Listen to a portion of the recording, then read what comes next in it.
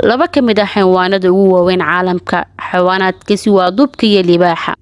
marka ay kulmaan labadaasi waxaad qalbiga sii gelisaa in dagaalku u dhaxeeyo uusan noqon doonin mid degan ama qabow waana laba wuxuushu aad u madax adag isdhiibida iyo tabardaruduna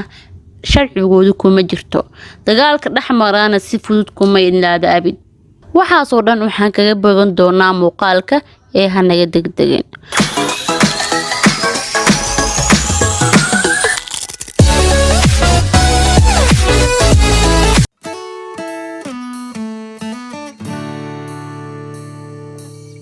xayawaanka dubku waa kooxo ama guruubi yaryar oo ka mid ah naasleyda kuwooda waaweyn waxaa laga helaa meelo badan caalamka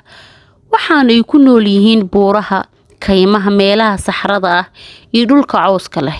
waxa xusid mudan inkastoo dubku uu nuucyo badan yahay haddana wuxuu wadaagaa tilmaamaha oo waa mid dhammaantiisu hilibku buuxiyey duf badan madax wareegsan sidoo kalena wejigiisu u samaysan yahay qaab dhiriirsanaan ah dhab ahaantii dubka buniga ahi ayaa loo qadariyaa inuu yahay mid ka mid ah noolayaasha ugu khatarta iyo halista badan ee dunida ku nool inkastoo gabi ahaanba dubku yahay mid halis gelin kara noolaha kale markuu khatar dareemo haddana waxaa jira mid ku tilmaaman cadaawad iyo bahalnimo gooni ahi waxaan ka wadaa sababta ma ahan ugaarsi ama cunto raasasho ee waaba cadaawad gaamurto oo bilaa sabab ah waxa khatarta iyo halista sii kordhinaya ayaa ah inka badbaadinta xayawaankani markuu ku soo weerar ay tahay mid dhif iyo naadir ah dubka buniga ahi xoogii ama ku taagleynta uu ku haysta caalamka xayawaanada maaha mid si fudud ku timid ee waa laqab iyo magac uu kala wareega xayawaano badan oo nuuciisa ahay oo halistooda lahaa oo meelo uu saaray kalena wareega hadalhayntii ay ku lahaayeen caalamka ugaarsiga iyo xoog sheegashada ka waran hadday kulmaan dubka buniga ah ee bahalnimada badan iyo boqorka keenta ee libaaxa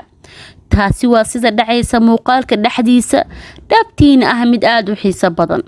libaaxa ayaa daadaansiya foodo dagaaleed ku qaaday balse daqiiqado kooban ayuu u bedelo dagaal iyo weerar adag taasi waxay ka xanaajinaysaa ama ka careysiinaysaa dubka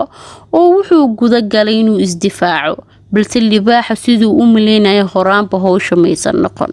oo waxa uu la kulmay awood kale oo aan la loodin karin libaaxu dhowr ilbiriqsi ayuu awood u yeeshay qabashada dubka balse nasiib muusan yeelan sii haynta dubka marar badan ayuu libaaxu isku dayay inuu qabto dubka balse mar walba fashil ayuu ku dhamaanayay dubku wuxuu ahaa mid degdeg badan xamaasad ka muuqato balse dagaalka markuu socdo dhowr daqiiqo libaaxa guushiisii ayaa soo bidhaantay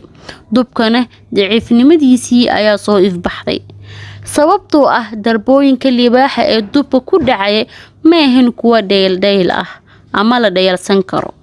ilbiriqsidii u dambeeyay waxa dubka u ahayd xaalad adag kadib markuu go'aansaday iskaga bixida dagaalka iyo ka fogaanshiyaha libaaxa kadib markuu uu xal u waayay darbooyinka libaaxa ee aad ku xanuunka badan halaas ayaa ka garan karnaa inuu libaaxu yahay boqorka kaymaha oo dhan si kastoo la isugu taagana uu yahay mid aan ka labalabeynin geesinimadiisa iyo dhiirinaanta aan dhamaadka lahayn